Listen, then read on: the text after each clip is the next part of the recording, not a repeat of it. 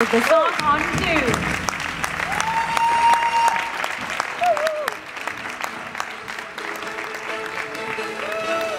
Welcome. Have a seat, please. And a microphone as well. Welcome. Hi. Welcome. Have a microphone. Now, we'll just be a few seconds, and then the web stream will be live, so all the Eurovision fans across Europe can follow all the action live here in Copenhagen.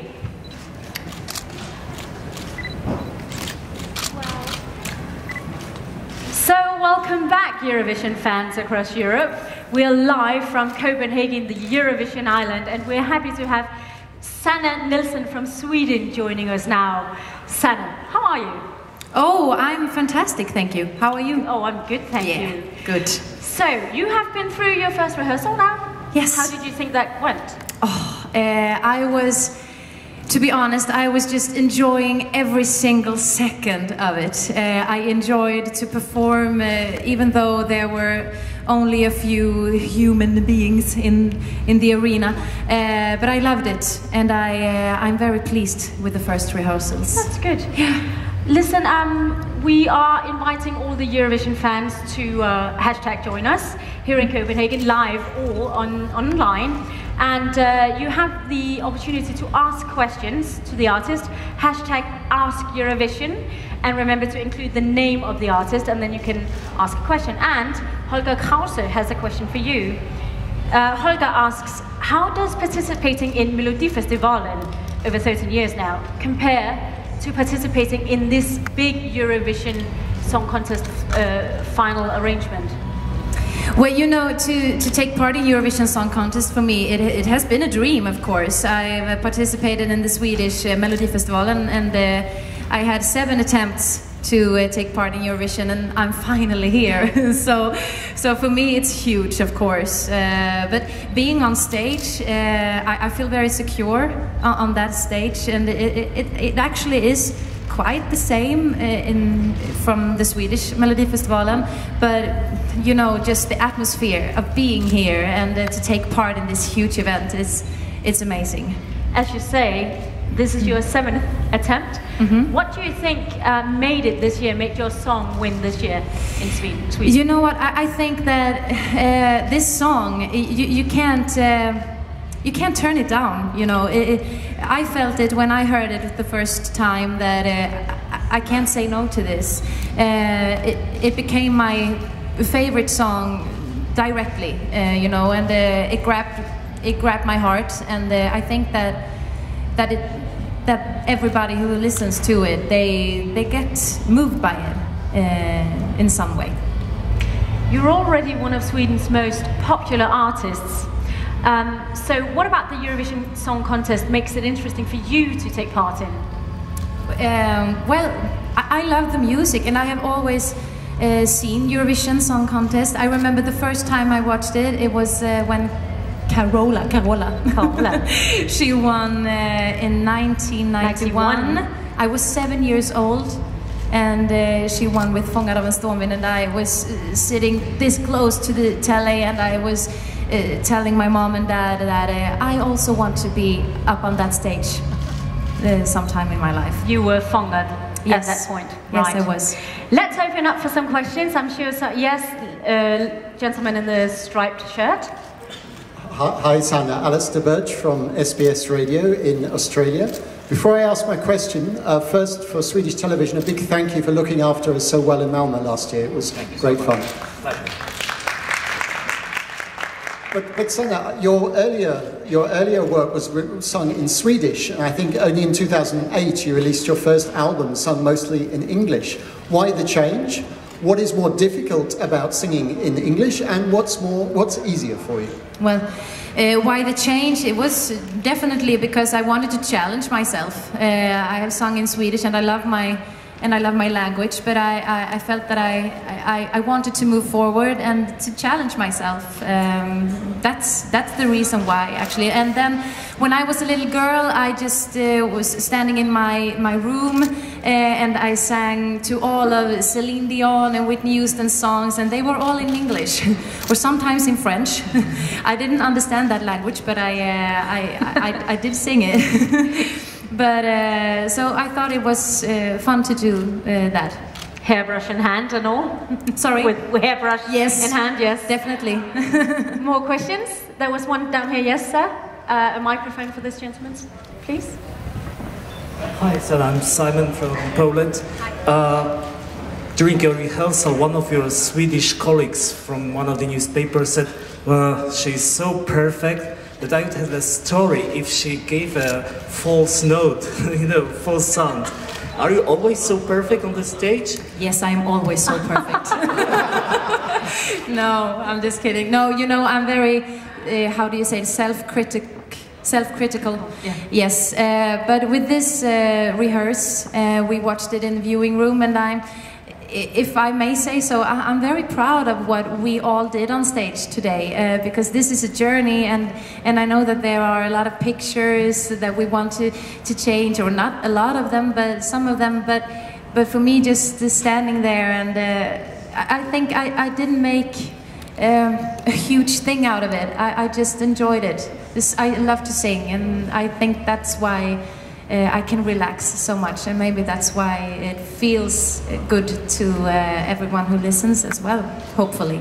Yeah, and just one more question. Your favorite Swedish Eurovision song, except of Christer's, of course. Yes, my favorite song in Eurovision, Swedish, yes, it definitely is Fångad av en stormvind, natt och dag, ja, and I don't know the lyrics now, but that definitely is my favorite song, yes.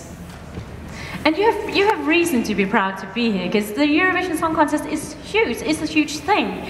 But following your first rehearsal, do you feel you have a lot you need to adjust now, or was it just spot on? Well, no, I think I am so happy that I also have such a great choir. I have 5 girls who just give it all on stage, and that actually it's an extra feeling for me on stage when those girls sing, and they are giving it all, and I am giving it all, and I can't, I don't want to change anything in the music or in the way that we sing it. It's a lot of emotions, and they have to take place. So we are proud of what we did today. So now we just can enjoy this adventure, and hopefully it will be just as good or even better, I don't know, on Friday and on the 6th of May. Well, as you already mentioned, Sweden has proud and long-standing traditions in the Eurovision Song Contest. You've mentioned Carola, and even before that. Does that put pressure on you? No, I don't push, no, I don't feel any pressure, actually. I lay that pressure on myself to just do a great job. That's why I'm here, actually, to do the greatest I can do.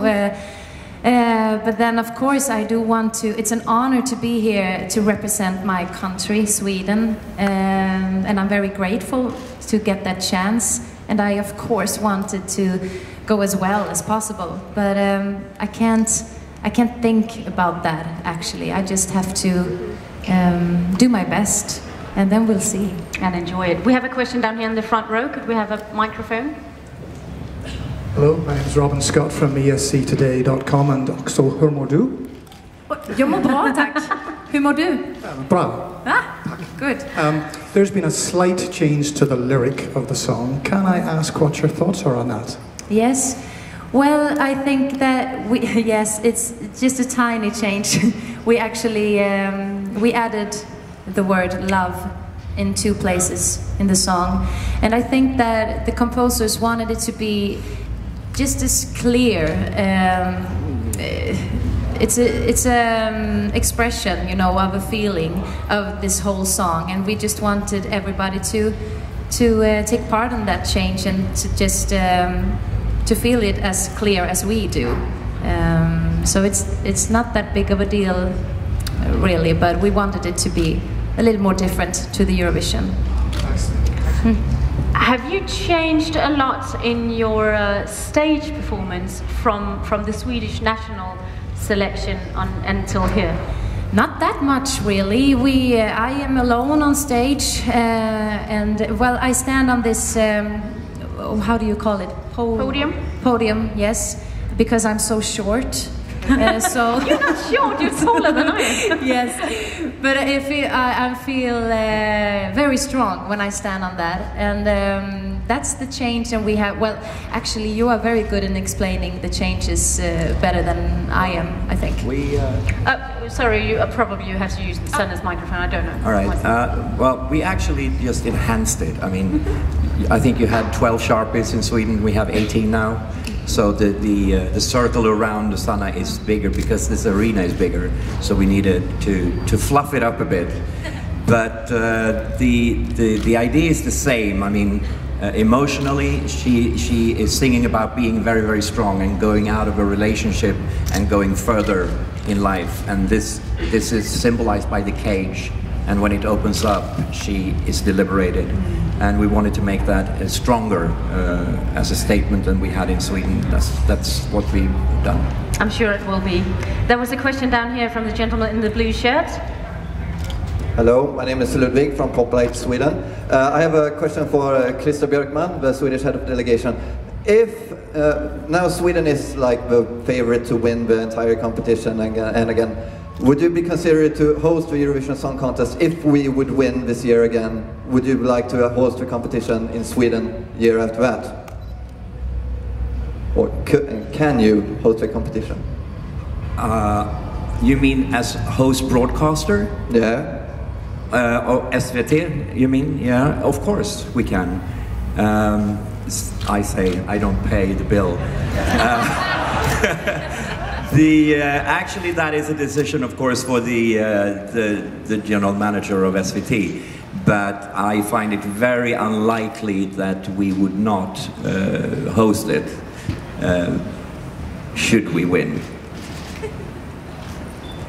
Yes, anyone else? Yes, we have a question down here from... Hey Sanna, it's Konstantin from Prince Block in Germany. Yes, I remember you. I would like to know, have you taken the time before this contest to watch any of your competitors' videos, any of the songs? I haven't heard anything, actually. I've just listened to my own song, and I know I said it to Christer the other day that I haven't watched it, I haven't heard any other song in the Eurovision. And we said that, well, maybe tonight we will listen to it, because it's really important to me that I do focus on myself, on my own song, and if I hear every other song, maybe I get nervous, and I don't want to be nervous. So that's why. That makes sense. That was a gentleman down here with the glasses, sunglasses. Hello Sanna, hello Christa, this is JP from Radio International. You're singing fantastic ballads, you're singing upbeat stuff like I'm in Love. What do you actually prefer? That's the first question. The second question comes up from my colleague. Since you love Carola so much, will you consider to put a wind machine on stage as well? Okay, to answer your first question, what was that again? About the ballads and upbeat songs. Yes, you know what? I love both, and I can't really choose. But ballads is it is very close to my heart because it is very emotional to sing ballads, and they are often about sad love, or it is a story behind it that you have to really tell to the audience, and it's a challenge, I think, and that's what I love about ballads. But I also enjoy very much when I do like I'm in Love, and I get to dance a little bit on stage, even though I'm not a great dancer, but I try and I love it. So, well, I love both. And then the wind machine. I think if I would have had long hair, the wind machine would be perfect. But when I have this short hair and the wind machine goes on, it would be like this. And I don't think it's a beautiful picture. No, don't take that. So, yeah. Right. One final question. We have time for one final. Yes. So, with the headphones around your neck. Yeah, hi, Alistair again from Australian Radio. Sanna, it's the 40th anniversary of a very significant date for Eurovision and for Sweden. Have you met any of the winners from 40 years ago, and did they give you any advice, or what did they tell you if you met? I haven't received any advices from any other winner from Eurovision, not personally, at least. So I don't know, but everybody that I meet, everyone that has participated in Eurovision Song Contest, they said, "Oh, just enjoy the ride. It's fantastic, and just take time to really enjoy it, and don't think about that it's work, work, work, because it's a great adventure." That's what they have told me. That's good advice. Yes, I think so too. Well, ladies and gentlemen, this concludes our session here with Sanna. Thank you so much for watching Europe. We really appreciate it. Remember, you can send questions to the artist. #AskEurovision, and remember to include the name of the artist that you want to pose a question to. So thanks so much for watching, and we'll be back shortly with Iceland.